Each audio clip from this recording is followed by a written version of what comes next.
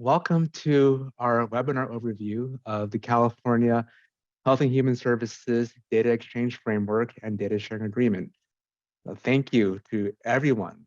I think last count, over 540 folks have registered, which is absolutely amazing and wonderful. For those of us on the West Coast, which I assume is many, if not most of you, we especially appreciate your choosing to spend your lunch hour to sit and learn with us about this exciting and important new policy. And speaking of policy, my name is Felix Su. I am the Director of Health Policy for Manifest MedEx, and I am very pleased to be co-presenting today with our Chief Information and Technology Officer, Jason Buckner. Next slide, please. Now, some obligatory but important housekeeping. To keep the flow of today's learning session as streamlined as possible, all microphones have been muted except for mine and Jason's. But fear not, you can and very much still should submit your questions in the chat box, where we will be sure to see it, and we'll carve out time at the end for as many responses as possible.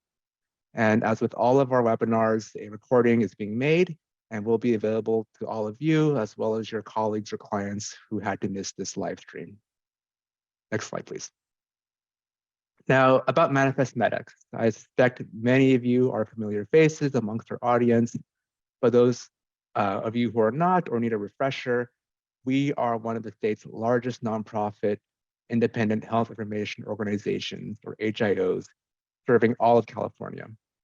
We combine claims and clinical health records for over 32 million Californians, and we are proud to serve and partner with health plans, hospitals, ambulatory providers, and state and county agencies to deliver this information in ways they need to improve care, enhance health, and lower costs. Next slide, please. Now, our little thumbnail sketch bio there is actually a very good segue into today's topic, which is this landmark Data Exchange Framework, or DxF, and Data Sharing Agreement, or DSA for short. Now, in many ways, what I just described for Manifest MedEx on an individual level, what we do, how and why we do it, it really mirrors the goals of this statewide data sharing framework, which is why we believe these are such watershed policies. So here's how we're going to boil it down to the essential components today. We'll start with a very brief background and which entities are required to do what under this agreement, and what tools they can use to meet their upcoming requirements, and a lot of the important future steps that are still to be decided by the state agencies that are in charge of the data exchange framework. And of course, what all of this means to you, our viewers out there in Zoom land, and as many of your questions, again, that we can get to at the end. Now, before we proceed on our full tour of the DSA, one disclaimer. Now, while we are very excited to have all of you here again to share what we understand to be the latest play, state of play, on the framework, please keep in mind that, number one, this is an evolving landscape with many details and decisions still to come. And we'll reemphasize that point throughout the conversation. And number two, we at Manifest MedEx are describing these policies as a stakeholder. We have been heavily involved in the development and discussion process with the state, including by sitting on the advisory committees between myself and Jason. But we are not in any forum today representing the state's position, and any factual errors that we hopefully avoid, but in the event that we do make any, should be treated entirely as our own. And not surprisingly, we highly encourage everybody attending today on our webinar to consult afterward with the wealth of useful resources that the state agencies and officials who are actually in charge of the DxF have put out. And we have provided some handy links to those in the chat of the Zoom function. So with that fine print out of the way, let's get going. Next slide, please. Now, on the background, in 2020, the California State Legislature and the governor enacted a statute known as Assembly Bill 133, which mandates that a broad spectrum of healthcare organizations exchange or provide access to electronic health information with other mandated organizations over the next several years. We will, of course, get into the specific timelines in a minute, but for those of you on the call who are wondering why the state went about creating another set of mandates on the healthcare industry, I'll read a quote from one of the key officials that sets out essentially their vision for pursuing the data exchange framework, which is that every Californian and the health and human service providers and organizations that care for them will have timely and secure access to electronic information that is needed to address their health and social needs and enable the effective delivery of services to improve their lives and well-being, end quote. So when you reflect on the spirit and intent of the law in those terms, I think you'd be very hard-pressed to find anybody to disagree that that is a very worthwhile and very important endeavor. But having a vision is one thing. How would the state of California put something like this into a concrete, practical plan of action, especially for somewhere as vast and as complicated as our state? Well, what AB133 does is authorize the creation of the DxF, which is really made up of two components: the Single Data Sharing Agreement, or the DSA, and a common set of policies and procedures, or P&Ps for short. Now, think of the DSA as being a statewide contract for sharing data, which applies to most types of major healthcare organizations that operate here in California. It is a fairly high-level document, and it's actually quite compact.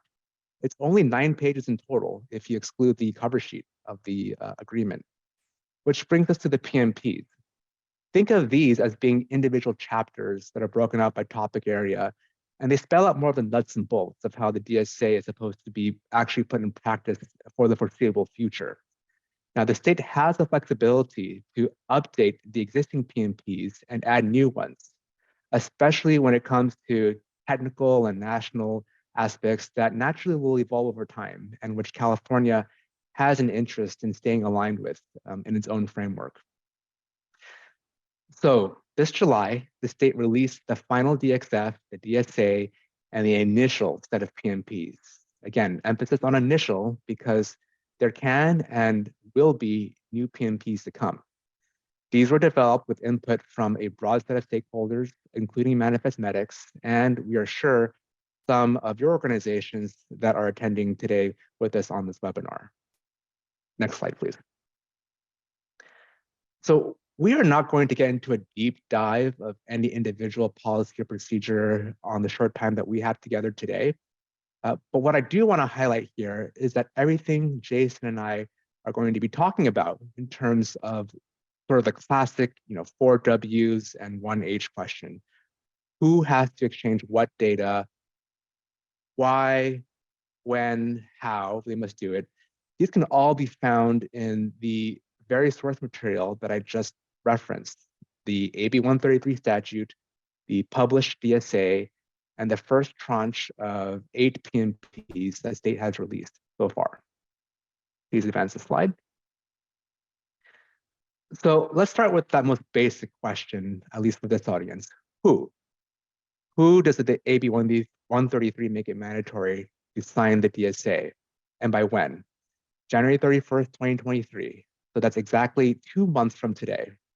And you fall into this category if your organization is a general acute care hospital, an acute psychiatric hospital, or a skilled nursing facility, all as being defined by the California Health and Safety Code.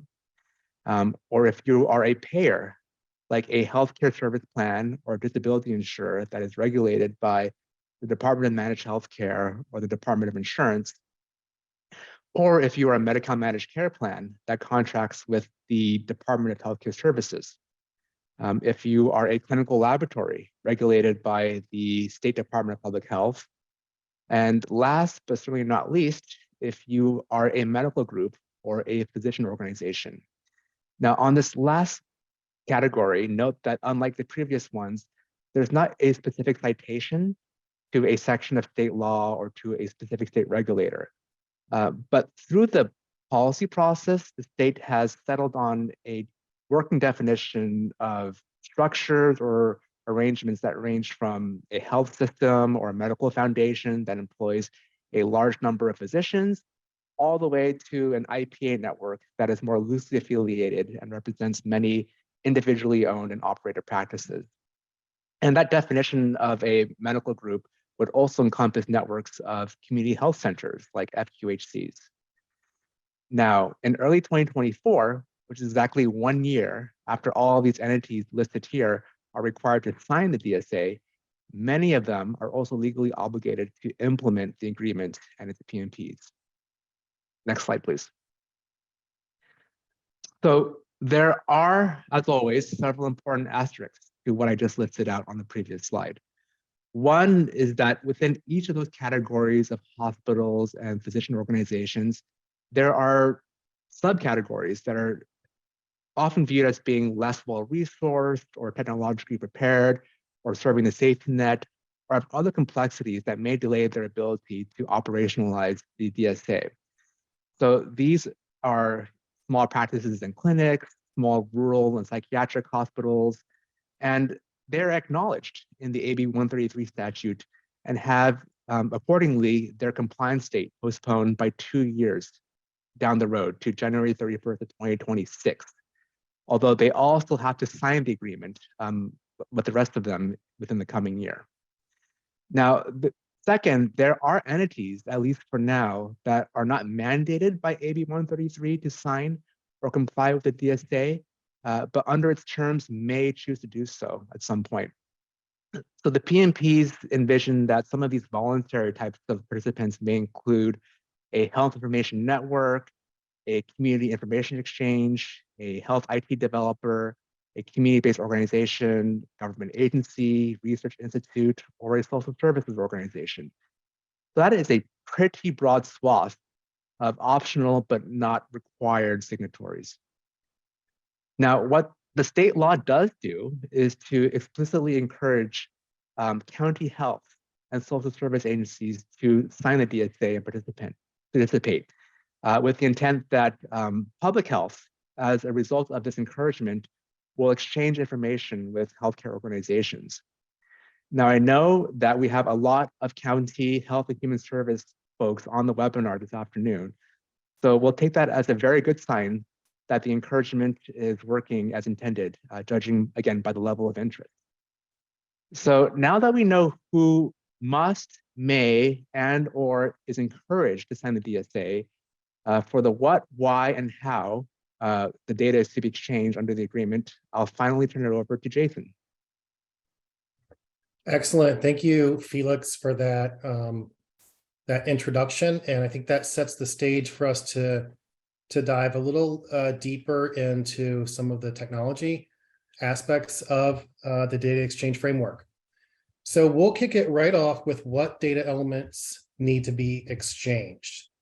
And that varies based upon who you represent. If you are a hospital, a clinic, a physician practice, the guidelines that are in the DxF are that you must share at a minimum the data elements within the US Core Data for Interoperability V2 and are held by the entity. Now we refer to that as the US CDI V2. That is a set of data classes and data elements that is defined by the ONC. You can head to healthit.gov and look at the US CDI specifications. We've got that listed here on the right for you, and you can see the classes and elements at a very high level. It's rather comprehensive, as you can see. So beyond your traditional patient demographics and maybe clinical test, you will see here smoking status, procedures, vital signs, care team members, etc. It is sort of the de facto standard and is referenced in other more federal and national exchanges as sort of the baseline for the data elements that should be shared if you're interoperating healthcare data. So no surprise here for those that are working and exchanging with other institutions. So that's the content. The format is to be determined. That will be defined in the policies and procedures subcommittees, but it is almost certainly going to take the form of a variety of HL7 messages, CCDA documents, and fire messages. These acronyms are well-established national standards. If you are using a technology vendor, such as an EHR, they will be very familiar with these. These are not foreign to those organizations. And so I think CalHHS is going to not try to reinvent the wheel here and utilize what already exists. Now, if you're a public health agency, what are you required to exchange if you've signed the DSA? It's essentially the same information, right? It is the US CDI V2 with the caveat that as permitted by law and maintained by the agency. So public health agencies may have more restrictions on what data they're allowed to share. And so they've noted that in here to allow for some flexibility for public health agencies. But in general, it's the same set of data. Okay, next slide. Okay, lastly, if you're a health plan, you have 3 core components that you are required to share. One is adjudicated claims, the second is encounters, and the third, big shock, clinical data defined in the US CDI V2. And so if you're wondering why would a health plan have that, health plans collect clinical data for HEDIS measurement, for risk adjustment, for a wide variety of purposes. And so they will often have vital signs, procedures, lab results and such. And if the payer maintains that data, when requested for information, they must supply that US CDI V2 content. So I think that's a little bit unique in the scope of exchanges across the country, and I think it's the right move. Okay, so all exchanges, at least that we're familiar with at MX, have this concept of a duty to respond. And this indicates there are various reasons why you might be asked to share data. And this is where they define what you must respond to and what you do not necessarily have to respond to. So OPP 4, that policy and procedure, indicates that if you've signed the DSA, you are required to provide data to other DSA signatories if they have requested the data for treatment, for payment, for healthcare operations, or for public health activities. And there's a variety of details surrounding each of these items as what classifies and governs each of those definitions. But those are the 4 that you must respond to. That is slightly different than some of the existing national network duty to respond sets. So if you are engaging in the e-health exchange or care quality as an example, you do not have to respond to requests for payment. You can, but you are not obligated to. Under the DxF, you are obligated to respond to queries for payment. And so I think that's an important nuance to understand. Lastly, OPP 7 talks about individual access services. And so individual in this instance means patient, member. You or I as people that are consumers of healthcare, but are not necessarily part of a healthcare organization. You must respond to individuals requesting access to their data as well. So it does not stop with just healthcare organizations, but it extends to individuals. There will be a lot of work to indicate how identity management is handled with that and such, but note that that is an important distinction. Okay, so what technology can be used to exchange all of this health information? CalHHS has been consistent and repeated verbally and in writing many times that the DxF is technology agnostic. And so there is not going to be a list of EHRs or national networks or third-party vendors or health information exchanges that you must use to meet the obligations. They're leaving that up to the market to say, if you are signing the DSA, you must meet the obligations. You can use whatever technology suits you best. And I think that that is the right approach for this that allows flexibility for folks. Now, with that said, we know that smaller organizations that have less sophisticated technology may have a burden in being able to comply with all of this. And so the state is heading down the road of creating these intermediaries known as Qualified Health Information Organizations, or QHIOs. And the concept of the QHIO is it can be a one-stop shop for signatories to connect with, and the QHIO would then need to meet all of the transaction patterns that are required under the data exchange framework.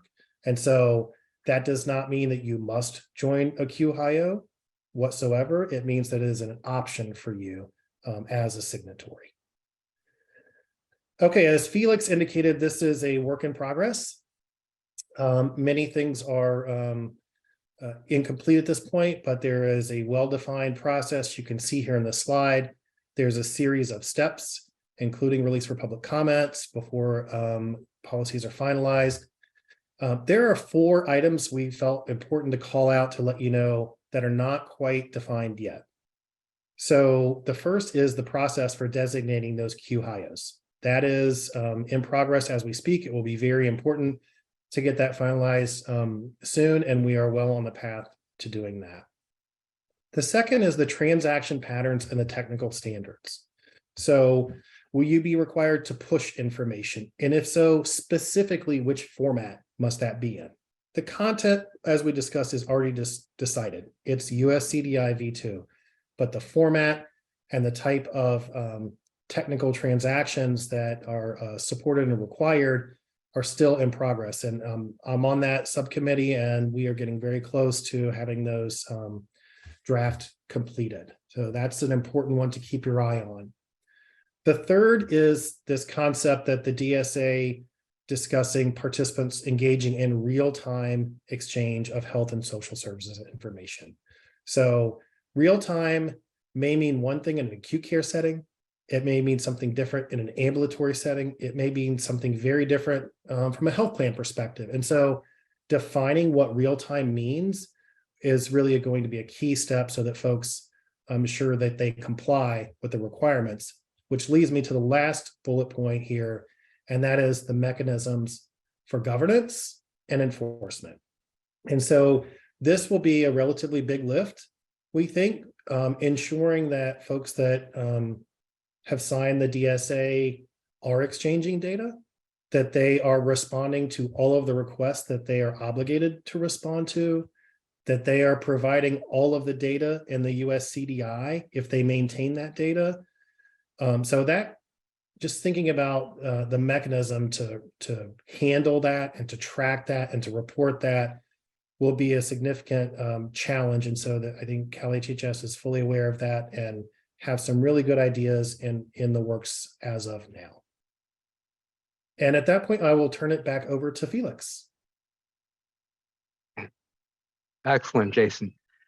So we are getting to the point that you're all waiting for with bated breath. What does this mean for me, the listener, and my organization? Well, to start, again, if you are among any of the entities named in the AB133 legislation, you have to sign the agreements in 2 months. So if that applies to you, you should definitely review the entirety of the DSA and the initial P&Ps that are put out by the state, which again, we've provided links to within the chat. And sorry, this is not a contract where you can negotiate or renegotiate the terms and conditions. Basically, your job at this point is to read, understand, and sign the DSA on time and as is to affirm your intent to comply with its obligations. Now, what if you are in the optional category that may or even be encouraged to sign, such as, again, a county agency? Now, our unsolicited advice here is that you should probably make it a goal to become equipped and prepared to voluntarily join the DSA as soon as it is practical for your organization. Now, why do we say that?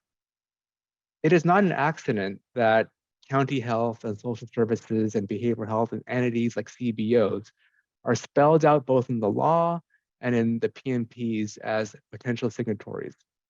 Now, the state has in mind these very types of organizations as essential partners for realizing so many of the major initiatives that they have going to transform the very foundations of the safety net in California. For example, the CalAIM program in Medi-Cal.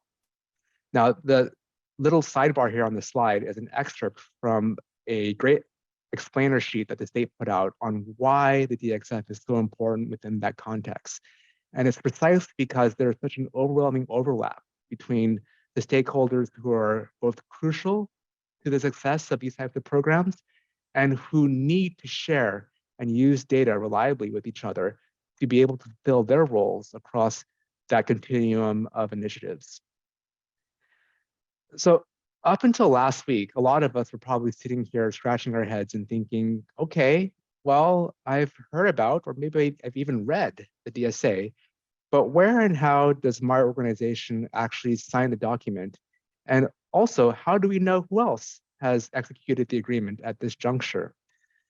So thankfully, the state has answered the first question by very recently launching a simple, easy to use web portal that every DSA participant will use to digitally sign the agreement, as they are either required to by the law or are allowed to under the terms of the P&Ps. Now, for the second question, who also signed, the state has indicated that they will be compiling a registry of signatories to be housed on the website in the near future. So definitely stay tuned for that. So again, this portal is very user-friendly. There are some nuances if you happen to be an umbrella organization that can and should sign the agreement on behalf of your multiple members or affiliates.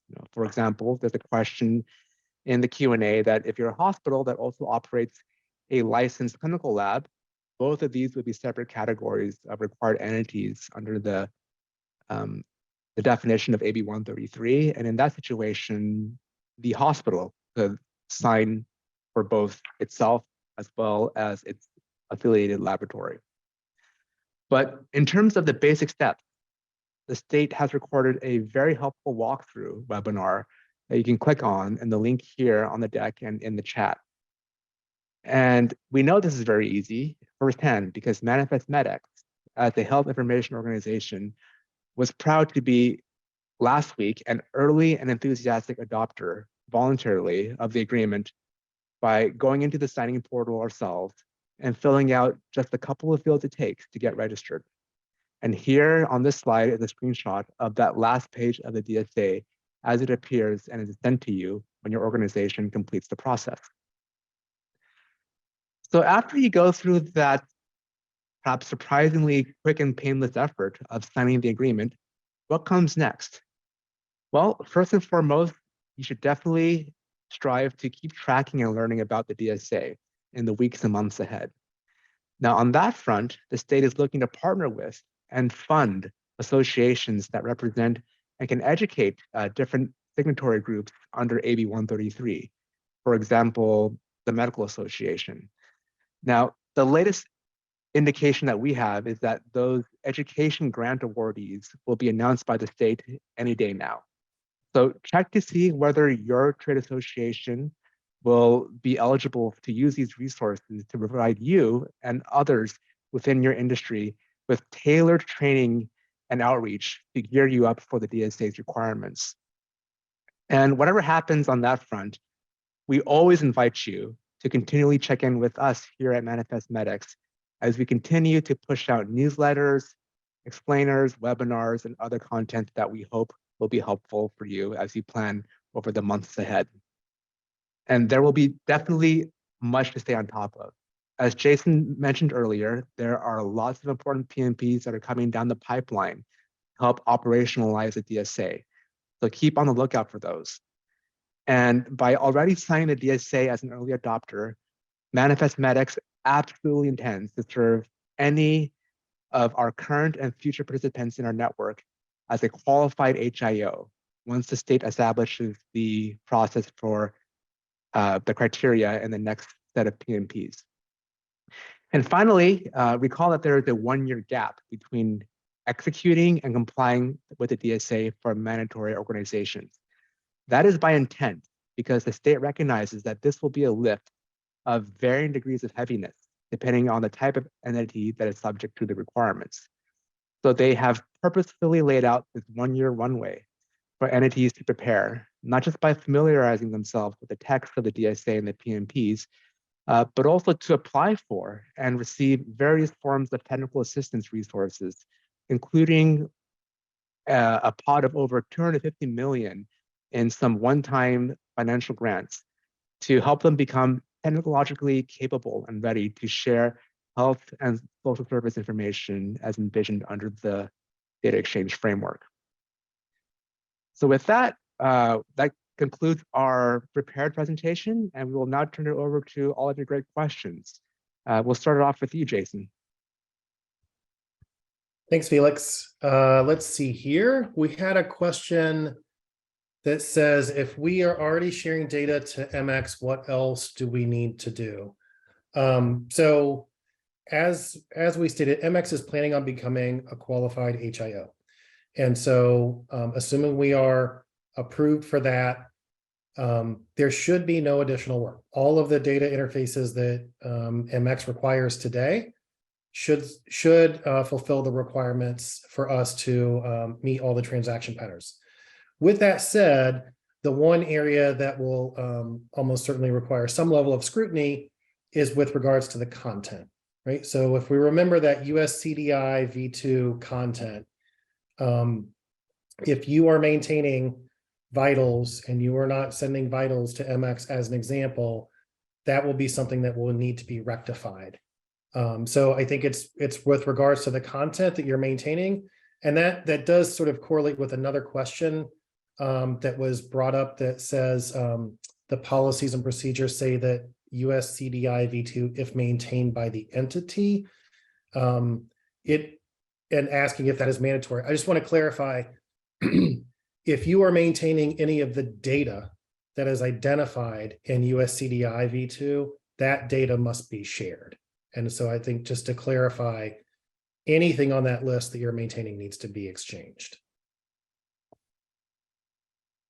Felix, do you want to take the next question? Yep. So I am going to take the liberty to actually try to combine a couple of separate, but I think related questions, because I believe the response can address them, hopefully, at least in one coherent type of a set of understanding. So the questions are, what data access will state/local/Native American health departments have under the DSA? And how does AB133 apply to CIEs, which are community information exchanges, and behavioral health data? Well, to start, these types of entities are, again, those that may but are not required to sign on to the agreement. And here's one key thing to remember. Executing the DSA doesn't just create obligations for you as a party to that contract to send data.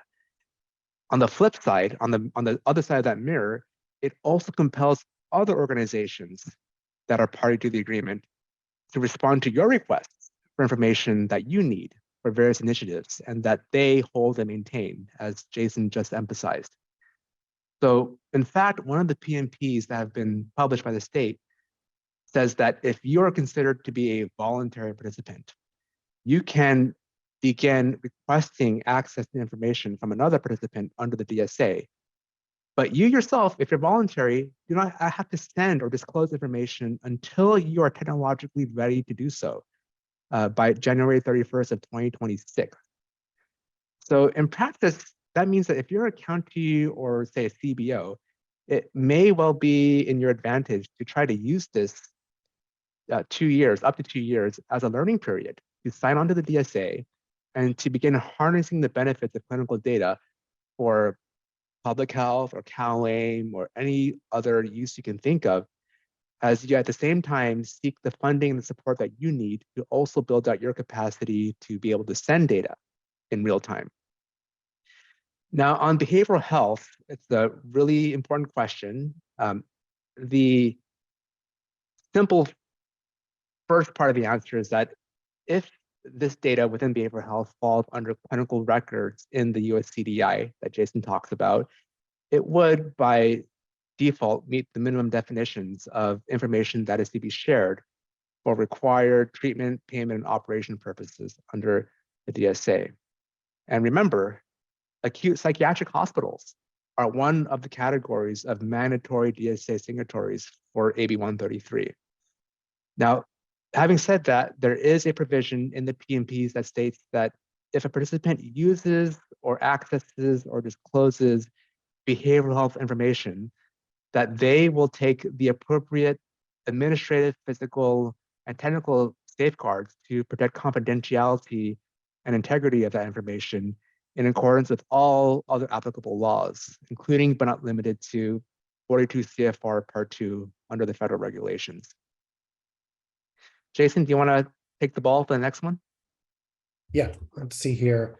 So somewhat related. So there's a question about if I'm a required participant, but my technology is not able to comply with the DSA currently, like I don't have a certified EHR that can exchange. And so I can't remember the exact language, but there's some language around that your organization will use best efforts to contract with another entity that can provide those services. And I think that's where the qualified HIO might come in handy. We're applying for that. Many folks are applying to be QHIOs. And so I think they would help. And also there is the note on the grants, right? So there's a range of state funding opportunities that are available now and potentially in the future to help onboard the QHIO, to modernize your IT, including sort of engagement with your EHR vendor, if that's a change that's required. So I think the technology gap could be in a couple different places. And so a QHIO could help you. Potentially your EHR vendor may be someone who needs to help you as well. And so the state fund will be critical, especially for the smaller organizations to comply. Felix, do you want to take the next? Yeah. Speaking of comply, here's the question that I think we all knew was coming. Is there an incentive to sign the DSA or penalties for not signing the DSA? Well, in terms of incentives, I would harken back to, again, all of the commentary that we made about the potential benefits, even if you're a voluntary signatory, of how important and how fundamental this type of data sharing really is to all of the goals and all of the problems that you're trying to solve for under sweeping initiatives like CalAIM and the Data Exchange Framework. Now, if we want to get into the issue of enforcement and sticks versus carrots, what we do know is that as of now, the state is planning to seek new legislation to establish a governance entity, most likely a board of appointed officials that will oversee the DxF across California over the long term and recommend policy changes, and will try to promote transparency and accountability and to help the state remain aligned, of course, with federal requirements. Now, the state intends to have this governance entity up and running in 2023, which is this coming year. Now, currently, even without this official body set up, the DSA itself contains the following language. The participants hereby grant the governance entity the power to enforce any portion of the agreement through measures set forth in the P&Ps, which may include suspension or termination of a participant's right to exchange health and social services information. And remember, exchange is two-way. It's not just being able to send data, but to also receive and benefit from data from others. Now, the state has drafted a new P&P that would actually give this governance entity the role of establishing a complaint process to investigate alleged violations, as well as to conduct a monitoring and auditing set of activities as it deems necessary. And finally, the state has indicated that it would have to seek new statutory authority in the coming year for more enforcement tools, which could include things like corrective actions and financial penalties. I think we have time for maybe one more question, Jason, if you're able to I can take it up. do that.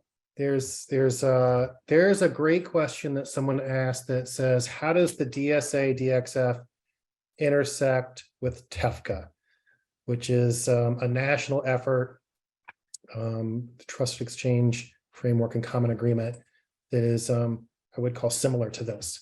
So there are a couple of differences in that. So TEFCA at this point is optional. You can choose to participate in TEFCA or not.